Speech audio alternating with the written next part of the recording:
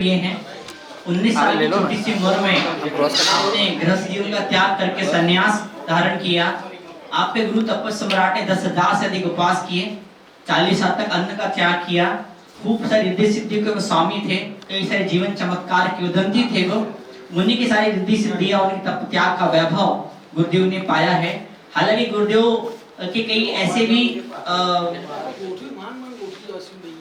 गुरु भाई थे जो दीक्षा में आपसे बड़े भी थे, उसके बावजूद भी आपके तपस्वी सम्राट आचार्य गुरुदेव सन्मति साहब समाज के पट्टे शिष्य होने का गौरव और सौभाग्य आपको प्राप्त हुआ है। 10,000 से अधिक संस्कृत भाषा के श्लोक और प्राकृत भाषिक गाथाएं आपको याद है। कई सारे विभिन्न कीर्तिमानों का आपने स्थापित किया है। प्राकृत भाषा जो संस्कृत से भी प्राचीन भाषा, उस भाषा के आप एक सर्वमान्य आचार्य हैं, जिन्होंने प्राकृत भाषा में बड़े बड़े ग्रंथों का सृजन किया है, उनका लेखन अनुवाद, उनका प्रणयन किया है। आचार्य गुरुदेव जहाँ पर जिस स्टेट में जाते हैं, राज्यपाल के मुख्यमंत्री विभिन्न आला अफसर इन चरणों में आके नमन करते हैं और आपसे मार्गदर्शन प्राप्त किया करते हैं। और इसके साथ ही साथ आप सबसे बड़ी विशेषता जो आपकी वो ये है कि हिंदुस्तान में जो दिगंबर जैन संन्यासों की संन्यास परंपरा में सबसे बड़ा जो विशाल मुनि संघ, विशाल साधु समुदाय है, उसके आप मुख्य हैं, उसके आप महान आचार्य हैं। और आप इस क्षण में यहाँ पर पधारे, सौभाग्य से इस अहमदाबाद की धरती का एक सुंदर चातुर्मास यहाँ पर होने जा रहा है। और इसी तत्व श्रृंखला में पत्रकार वार्ता का आयोजन यहाँ पर किया गया है। आपने अपने जीवन के अंदर कितने सारे ग्रंथों का सृजन लेखन किया है और आप आध्यात्मिक वक्ता तो हैं, साथ ही साथ आपकी प्रवचन शैली में, आपकी वक्तृत्व कला की वजह से, आपके शब्दों के माध्यम से अध्यात्म के साथ साथ मोक्ष प्राप्ति, आत्मा परमात्मा के रहस्य को उजागर करने के साथ साथ आपके शब्दों, आपके प्रवचनों में, आपके आशीर्वादों में लोगों को जीवन जीने की राह भी मिला करती है। आपके शब्दों से एक तरफ जहाँ लोग अध्यात्म के सफर में आगे बढ़ते हैं, दूसरी तरफ आपके प्रवचन और आपके माध्यम से, आपकी किताबों के माध्यम से लोग अपने भौतिक और सांसारिक जीवन की बाधाओं को कैसे नष्ट किया जाए और कैसे अपने जीवन सफलता, समृद्धि और रिश्तों किस तरह से बनाया जाए, वो कला, वो शैली भी गुरुदेव अपने प्रवचन में सिखाया करते हैं। एक बार तो ऐसा भी होता है, गुरुदेव के चमत्कारों और आशीषों की वजह से कई ऐसे असाध्य रोगी भी ठीक हो जाया करते हैं, जिन्हें मेडिकल साइंस जिन्हें मना कर देता है। और गुरुदेव ने खूब सारी कृतियों, खूब सारी किताबों को लिखा है, एक अंतहीन लिस्ट है। और मैं चाहूंगा कि आज के इस अवसर पर आप लोग जो यहाँ पर पधारे हैं, आप अपनी कुछ जिज्ञासा गुरुदेव के सामने पेश करें और गुरुदेव के आशीर्वादों से आप अपने जो श्रोताओं को, अपने पाठक वर्ग को नई दिशा, नई रोशनी प्रदान करें। हम फिर से एक जोरदार जयकार लगाएंगे। परम पूज्य गुरुदेव सुनील सागर जी महाराज की जय। हाँ हाँ, पवित्र झरनों मन भैया में बहा करे, शुभ थाओ आज सकल विश्व नो ए भी भावना नित्य रहे। सौ जगत नो मंगल थाओ, कृष्ण नो कल्याण थाओ, એવી ભાવના સાથે આ મોટો મુનિ સંઘ અહમદાવાદની ધરતી પર આવ્યા છે। प्रकृति, पर्यावरण और प्राचीन संस्कृति को जीने वाला यह तपस्वियों का संघ यहाँ चतुर्मास करेगा और दूर दूर से लोग सम्मिलित होंगे। ध्यान रखिए, संत है तो संस्कृति है, संत है तो सदाचार है, संत है तो वसंत है, और संत नहीं है तो कुछ नहीं। आज आधुनिकता की अंधी दौड़ में इलेक्ट्रॉनिक मीडिया के माध्यम से, सोशल साइट्स के माध्यम से बहुत जल्दी से नैतिक पतन होता जा रहा और ढेर सारी समस्याएं जीवन में आ रही हैं। ऐसे में अगर कहीं सुकून मिलता है, वही तपस्वियों के चरणों में मिलता है। दिगंबर मुनियों की साधना और रूप देख करके लोगों को आश्चर्य भी होता है, लेकिन जब पास में आते हैं तो बहुत आनंद भी होता है। इस कलयुग में भी सतयुग के संतों के दर्शन हो रहे हैं। पत्रकार बंधुओं,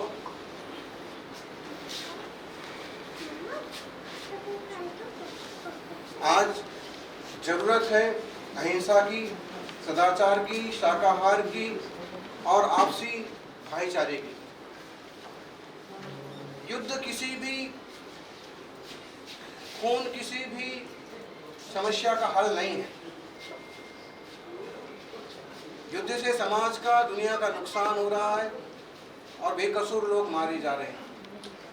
हमारा देश सौभाग्यशाली है जो कभी पहले आक्रमण नहीं करता है, लेकिन कोई आक्रमण करता है तो उसका मुंहतोड़ जवाब देता है। फिर भी आज जिस तरह से अंधाधुंध आक्रमण चल रहे हैं, चाहे इजराइल का, ईरान का हो और चाहे हमास का, रूस का, ये दुनिया के लिए, सृष्टि के लिए खतरनाक है। भगवान से प्रार्थना करें कि सबको सद्बुद्धि मिले, क्योंकि इंसान को जीने का एक ही रास्ता है, वो भी सिर्फ अहिंसा। अहिंसा के दम पर ही सृष्टि जिंदा रह सकती है। यदि सारे देश अपने अपने परमाणु बम निकाल लेते हैं तो धरती पर कुछ भी नहीं बचेगा। ऐसे में हमारा देश जो विश्व गुरु कहला रहा है, और आज भी यहाँ ऐसे ऐसे संत पाए जाते हैं जो कठोर तपस्या करते हैं, हर मौसम में दिगंबर रहते हैं, पांव पांव चल करके आज हम जो किशनगढ़ से और विभिन्न राज्यों का भ्रमण करते हुए अहमदाबाद पहुंच रहे हैं, ये लगभग 16 से 1700 किलोमीटर की लंबी पद यात्रा हुई।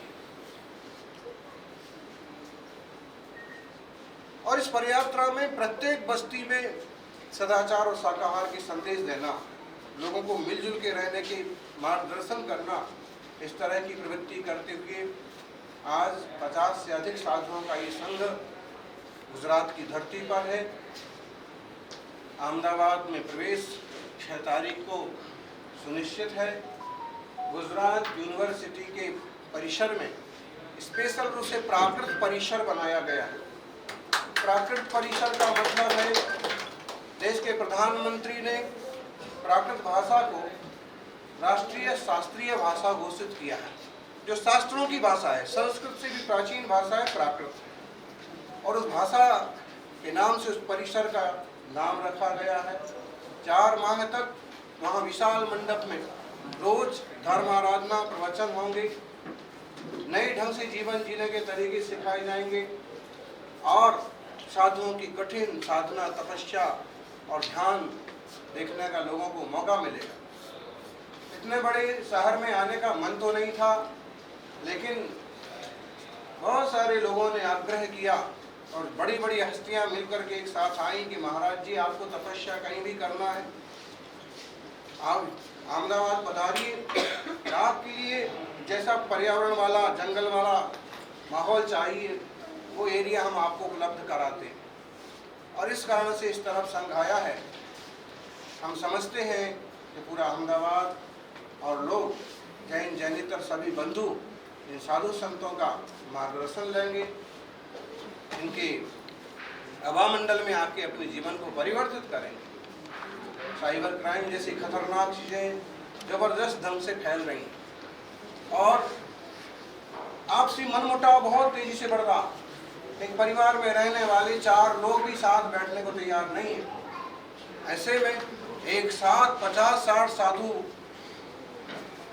एक आचार्य के सानिध्य में बैठे और तपस्या करें और धर्म, ध्यान और आनंद का वातावरण हो, ये दुनिया के लिए आश्चर्य का दृश्य तो है ही, लेकिन सीखने का दृश्य भी है कि जब एक से एक पढ़े लिखे, एक से एक तपस्वी, अलग अलग प्रांत के संत एक साथ रह सकते हैं, तो एक ही परिवार के 10 लोग एक साथ क्यों नहीं रह सकते। ऐसे बिना कहीं संदेश देने वाले परिग्रह त्याग करो अपने प्रैक्टिकल जीवन लाइफ से, क्योंकि ये तो तीर्थंकर महावीर स्वामी की, ऋषभदेव भगवान की कठिनतम परंपरा की तपस्या है और आज भी इसे लेकर के थोड़े से संत महात्मा इस देश में चल रहे हैं। प्रधानमंत्री जी का भी इस तरह के तपस्वियों के प्रति बहुत बहुमान रहता है। देश के जो पढ़े लिखे बुद्धिजीवी वर्ग हैं, उनको भी इनके रूप, स्वरूप और तपस्या पर अभिमान रहता है। निश्चित रूप से आप सभी सन्मार्ग पर चल करके, सदाचार और शाकाहार के रास्ते पर चल के, कोई दुखी नहीं होना चाहता है। हम कोशिश करें कि हमारे कारण से कोई दुखी ना हो। कारण से किसी के चेहरे पर यदि दुख और संकट आता है तो हमारा जीना व्यर्थ है, और हमारे कारण से किसी के चेहरे पर मुस्कान आती है तो हमारे जीने का कोई अर्थ है। अपने जीवन को सार्थ बनाएं और सबका कल्याण की, मंगल की भावना के साथ विमोचन में सबका संघ के दर्शन के लिए, प्रवचन के लिए स्वागत है, आमंत्रण है। और 10 तारीख को गुरु पूर्णिमा और 13 तारीख को विशेष रूप से कलश स्थापना का कार्यक्रम होगा। चातुर्मास का देश भर से लोग इकट्ठे होंगे, सभी लाभ में। ओम। चतुर्मास का मतलब 4 महीना। इन लोगों ने एक बहुत अच्छा टाइटल बनाया, अहमदाबाद आध्यात्मिक वर्षा योग। वर्षा योग इसलिए होता है कि बारिश होती है तो बहुत सारे कीड़े मकोड़े, बहुत सारे जीव जंतु पैदा होते हैं, और जो तपस्वी मुनि होते हैं वो घास को भी कुचलना नहीं चाहते, पेड़ पौधे को भी खत्म नहीं करना चाहते, उनमें भी चेतना होती है। कीड़े मकोड़े भी हमारे कारण से न मरे, इसलिए वो एक स्थान पर रहते हैं और कठिन तपस्या करते हैं, उपदेश देते हैं और जन जन के कल्याण का मार्ग प्रशस्त करते हैं। चतुर्मास में एक बड़ा कार्यक्रम होने जा रहा है। प्राकृत भाषा को लेकर के 1000 से ज्यादा विद्वान बुलाए जाएंगे और प्राकृत भाषा की गोष्ठी संपन्न होगी, और कोशिश रहेगी कि प्रधानमंत्री जिन्होंने प्राकृत भाषा को राष्ट्रीय शास्त्रीय भाषा घोषित किया है, उनके कर कमलों से इस गोष्ठी का शुभारंभ हो, ताकि एक अच्छा संदेश देश दुनिया में जाए। ब्राह्मी लिपि देश की प्राचीनतम लिपि है, इस पर भी संघ में काम होता है। आपको हम उस आशय की कुछ पुस्तकें भी देंगे। एक प्राकृत भाषा की पुस्तक है जो ज्ञानपीठ से छपी, लगभग हमारी इसमें 10 किताबें इकट्ठी करके दी हुई है, और ब्राह्मी लिपि की भी पुस्तक समाज के हित में। एक पुस्तक सफलता की सूत्र गुजरात के शिक्षा मंत्री कुबेर भाई डंडोर के कहने से हमने लिखी है, और वो बच्चों के हिसाब से स्कूलों में चल रही है। ओम नमो जिनानम।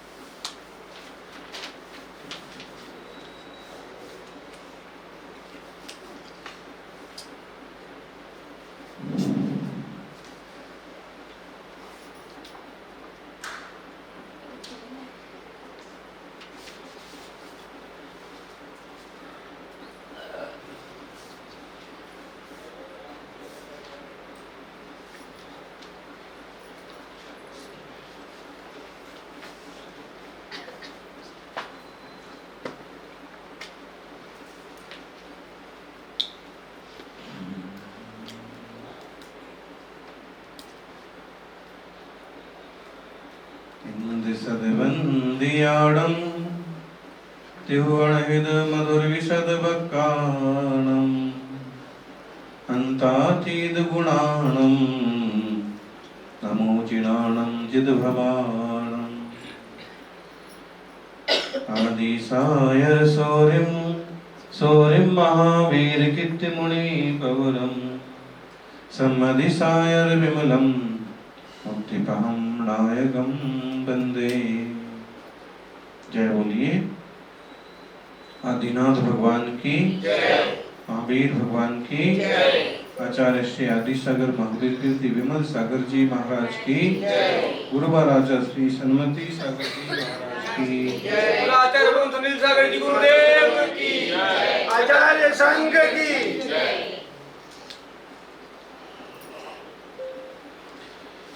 कीमत पानी की नहीं प्यास की होती है। कीमत पानी की नहीं प्यास की होती है। कीमत वक्त की नहीं एहसास की होती है। कीमत वक्त की नहीं एहसास की होती है। दो फल के मुसाफिर हैं ये जिंदगी के सफर में दो पल के मुसाफिरे हैं हम सभी। इस जिंदगी के सफर में कीमत उम्र की नहीं विश्वास की होती है। कीमत उम्र की नहीं विश्वास की होती है। अगर प्यास नहीं है तो पानी बेकार है। इतना पानी बरस रहा है और लोग शिकायत कर रहे कि बहुत पानी बरस गया और पानी बंद नहीं हो रहा है, वो काम बिगड़ गया, वो काम बिगड़ गया। लेकिन ध्यान रखो, बिन पानी सब सून। पानी भी जरूरी है। इंसान की क्षमता कितनी कम है कि जरा सा पानी बरस जाए तो दुखी हो जाता है, और जरा सी धूप पड़ जाए तो दुखी हो जाता है। लेकिन पानी के बिना कुछ नहीं हो सकता। फिर भी पानी हो और प्यास ना हो तो सब बेकार है। मान लीजिए किसी को रुचि ना हो धर्म की, आप कितना प्रवचन दें कोई मतलब नहीं है। प्यास होना चाहिए। किसी चीज की प्यास होती है तो रास्ता भी मिलता है। बहुत लोग होते हैं जो मंदिर को समय नहीं निकाल पाते हैं,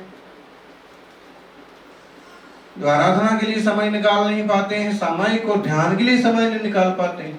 दुनिया के प्रपंच करने के लिए हर चीज के लिए समय है, लेकिन एक अपने लिए समय नहीं। क्यों नहीं है? क्योंकि प्यास नहीं है। अगर प्यास हो जाए तो मंदिर होकर के भी ऑफिस का रास्ता निकल सकता है। प्यास हो जाए तो गुरु के सानिध्य में चल करके भी दुकान का रास्ता निकल सकता है। जरूरत है प्यास की। जिस क्षेत्र में व्यक्ति की प्यास होती है वो उस क्षेत्र में बढ़ता है, काम करता है, कोशिश करता है और सफल होता है। इसलिए कहा कि कीमत प्यास की नहीं, पानी की नहीं, प्यास की होती है।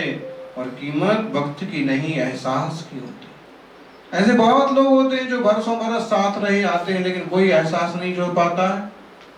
लेकिन कुछ लोग ऐसे भी होते हैं कि कम वक्त साथ में रहने के बाद भी, थोड़े समय साथ में रहने के बाद भी आपस में बहुत अच्छे से जुड़ जाते हैं। थोड़े समय में समाज में घुल मिल जाते हैं। क्या समझते हैं अपने को औरों को कीमती? ये देखा जाए तो दो पल के मुसाफिर ही तो हैं सभी। दो पल बोलो, 2 दिन बोलो, 4 दिन बोलो, साल बोलो, लेकिन बहुत बहुत लंबी जिंदगी थोड़ी है। जो कुछ है सो आज है, कल का क्या ठिकाना। योग संयोग की बात आपको बताएं, कल 1:30 बजे हम जाग गए रात्रि को, फिर पढ़ते रहे, जाप करते रहे। कल 1:30 बजे जाग गए और आज पता नहीं कैसे क्या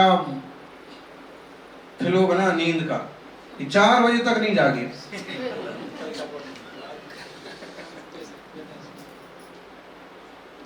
जिसका मतलब है नींद एक छोटी मौत है और मौत एक लंबी नींद है। कुछ लोग ऐसे भी होते हैं कि सोते हैं तो उठते नहीं, सोए रह जाते। कुछ बिरले होते हैं जो सो करके उठते हैं। अपन सौभाग्यशाली हैं, 4 बजे सही, लेकिन उठ तो गए। 4:30 बजे सही, 5 बजे सही। जीवन बहुत कीमती है, एक एक सांस कीमती है। भागे भागे जाते हैं। ढेर सारे पत्रकार आए थे, अभी 50 पत्रकार होंगे, लेकिन वो वहां से उनको कोई कॉल आ गया, कोई खबर पड़ गई, तो यहाँ की जैसे ही सभा पूरी हुई तो फटाफट भागे। CR पटेल आ रहा, यहाँ से वहां भागे, वहां से CM के पास भागे, वहां से, और भागने भागने में जिंदगी पूरी हो जाती है। उपलब्धि क्या होती है? पल भर शांति से सुकून से बैठो। ज्ञानी सब लोग अंतर्मुख नहीं हो पाते हैं। कीमत उम्र की नहीं है, कीमत है विश्वास की, श्रद्धा की, धर्म की।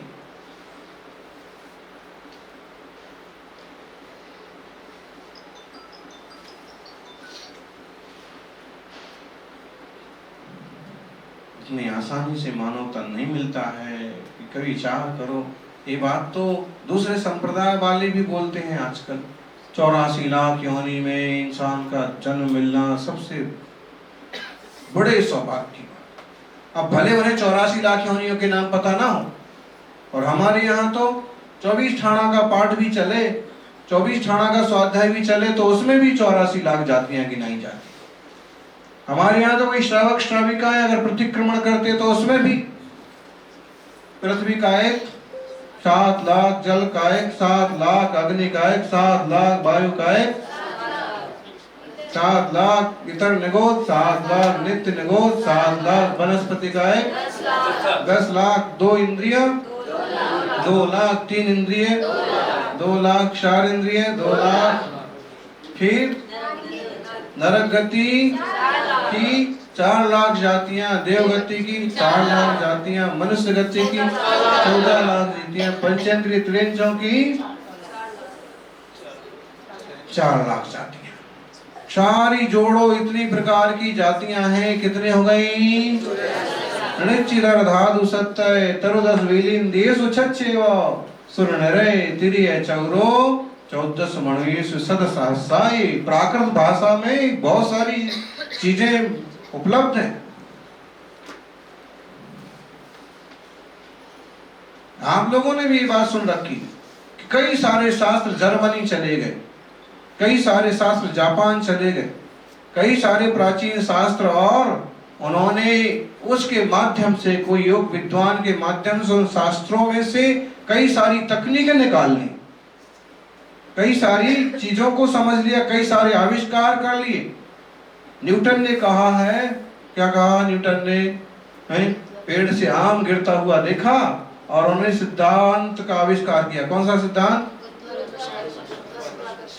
इंग्लिश में बोलो। गुरुत्वाकर्षण का सिद्धांत, थ्योरी ऑफ ग्रेविटी।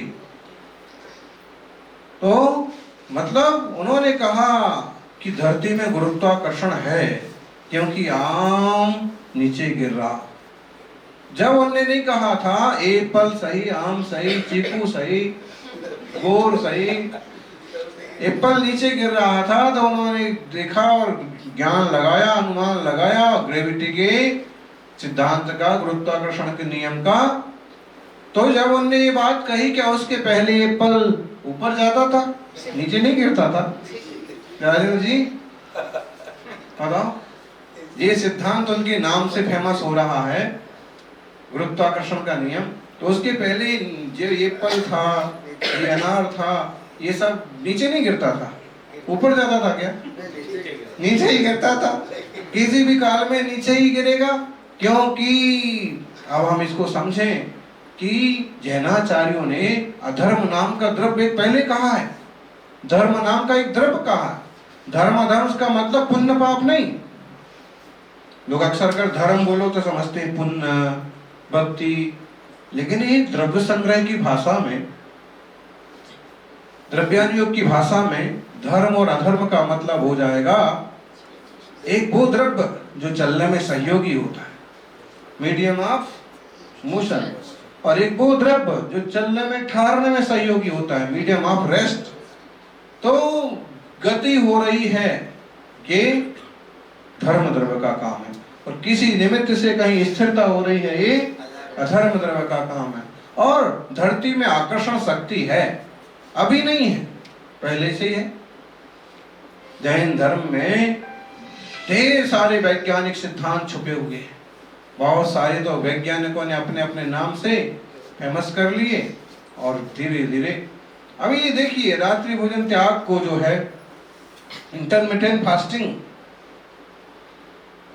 बोल करके कितना ज्यादा प्रचार प्रसार हो रहा है। 16 घंटे का बोल रहे, लेकिन 12 घंटे तो निभाते ही होंगे। हमने बताया भी था, रूपाणी जी आए दिल्ली में हमारे पास, दिल्ली का प्रभार था उनके माथे। तो घंटे बैठे तो चर्चाएं हुई सब। तो मैंने कहा हाँ कि जैन सेवक होने के नाते रात्रि भोजन तो त्याग होगा ना।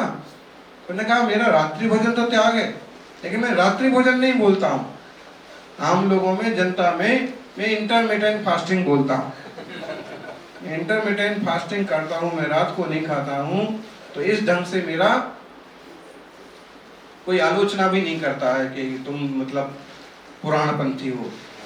तो मतलब लेकिन पुराणपंथी, पुराण सही है, पुरातन पंथ सही है, तभी तो उसको नए नए वर्जन देकर के सामने ला रहे हैं।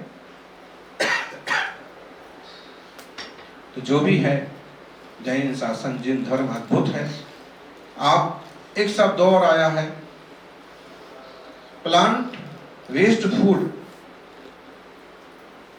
मतलब शुरू से हम लोग शाकाहार की बात कर रहे हैं, लेकिन अब विज्ञान, डॉक्टर्स इसको नए ढंग से बोलते हैं कि आप जो है प्लांट वेस्ट फूड खाइए। प्लांट वेस्ट मतलब हुआ पेड़ पौधों से आधारित जो भोजन है वो खाइए। जमीन से होगा, प्लांट मतलब पौधे, वेस्ट मतलब आधारित। पेड़ पौधों से तैयार हुए भोजन को खाइए। मतलब क्या हुआ? कंदमूल मत खाओ, मांस मत खाओ, शाकाहार। भाई कंदमूल तो एक बार छोड़ दो, क्योंकि वो एक इंद्रिय पर्याय में है और उसको बहुत जल्दी कोई समझ पाए ना समझ पाए। जंगल में रहने वालों को वो चीजें उपलब्ध हो जाएंगी, विदेशों में भी उपलब्ध हो जाएंगी, तो उसको तो एक बार पहले एक तरफ रखो। लेकिन चलते फैलते पंचेंद्रिय जीवों का घात तो रुके, और कम से कम 2 इंद्रिय से जो मांस संज्ञा है उस तरह से विराम लगे। चीन जैसे देश तो ऐसे खतरनाक हैं।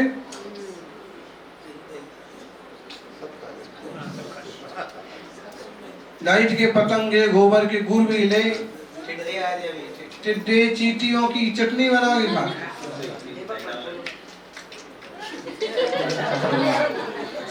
यहाँ और यहाँ देखो दिगंबर तपस्वियों में, अंजलि में अगर केस आ जाए कि चींटी आ जाए कि जीव आ जाए तो संतरा हो जाता है, उपास हो जाता है। भयंकर है संसार। सौभाग्य से यह जिन शासन मिला है, मानव जन्म मिला, जिन धर्म मिला, उसको आप सभी समझिए। आज अपन सभी स्वर्णिम स्टार्टअप एंड इनोवेशन यूनिवर्सिटी में उपस्थित हैं, और यहाँ पर भी शायद शिक्षा के साथ साथ सदाचार की शिक्षा भी दी जाती होगी। और इस तरह की जैनों के जो संस्थान होते हैं उनमें कुछ ना कुछ सदाचार की शिक्षा यूं पहुंच ही जाती है, माहौल में, वातावरण में, बातों बातों में। अब जैसे आज 25 शिक्षक थे और सबने पास आगे दर्शन किया, सुना, तो असर तो पड़ता है, चेंज तो आता है मन में। शिक्षा के माध्यम से हम संसार को बदल सकते हैं, दुनिया को सही रास्ते पर ला सकते हैं। ज्ञान बहुत बड़ी चीज है, ज्ञान जीव का स्वभाव है।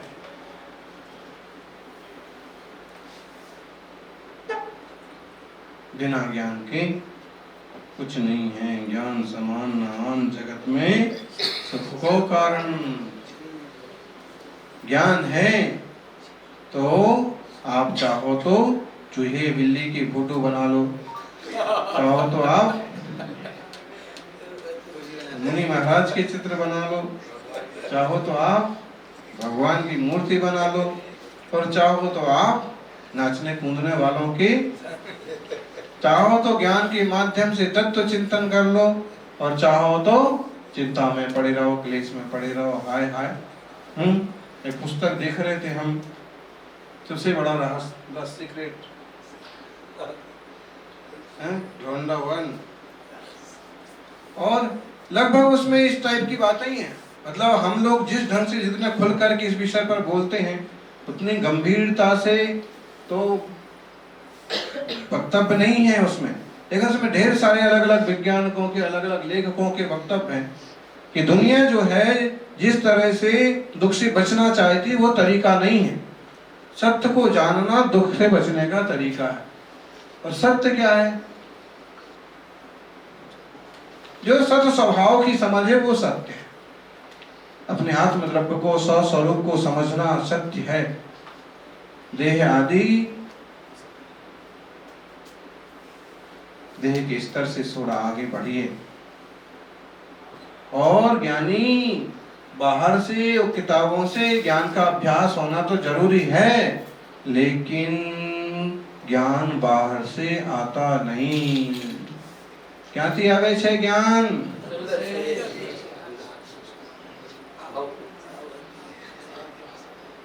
પોતાનું જ્ઞાન પોતાની આત્મામાં જ છે અને પોતાની આત્માથી જ્ઞાન આવે છે। કોની આત્માથી જ્ઞાન આવે છે? હા, પોતા એટલે શું?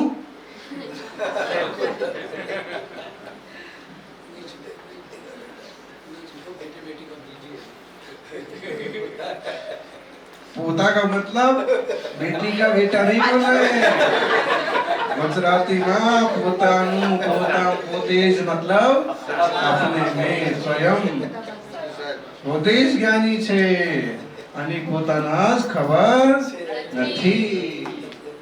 જ્યારે પોતાની ખબર થાય ત્યારે જીવનો ઉદ્ધાર થઈ જાય, આનંદ આનંદ થઈ જાય। એટલે જીનવાણીનો અભ્યાસ કરીને પોતાની ખબર કરવી